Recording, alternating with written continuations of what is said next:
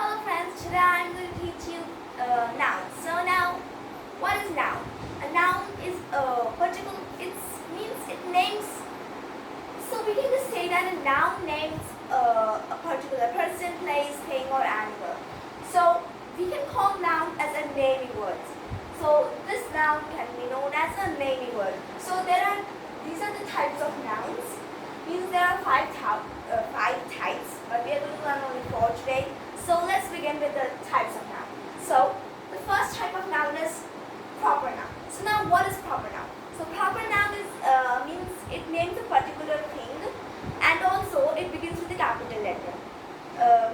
Examples are Krishna. Krishna, we can say Radhika. We can also say school's name also, like Mother Teresa School, or we can say in examples we can say this today is 26th January. So always remember this begins with the capital letter. Capital letter always begins with first letter or in the middle also capital letter. Alright, now we know the meaning of proper noun, now common noun.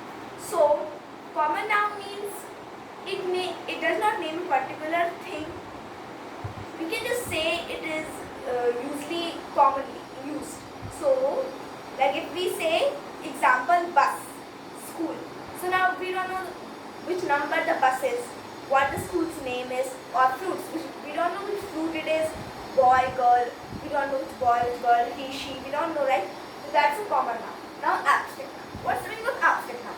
So abstract noun names feelings, qualities, and actions. So examples if we give, then it's like Krishna gave Arjun bravery to fight. He asked Arjun to fight now. There are many examples like that students are feeling sad.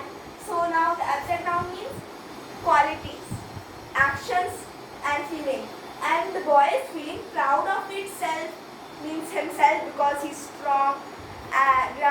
Ramu is enjoying, means Ramu has good health, intelligence, and children's are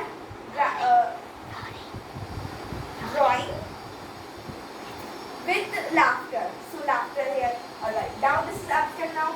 Now material noun. So the meaning of material noun is a substance. So we can say the material noun is used for a substance. It groups things and makes a substance like cotton, gold, diamond. So the sari is made of silk or cotton. So here's an example, and the ring is made of diamond. The table is made of wood. So here is these are the examples of material. Alright. So I'll give you, now you understand the meaning of the different types of nouns. So let me give you a question test.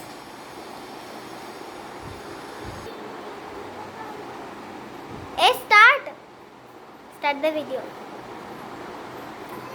I was saying start the video. Solomon was wise man.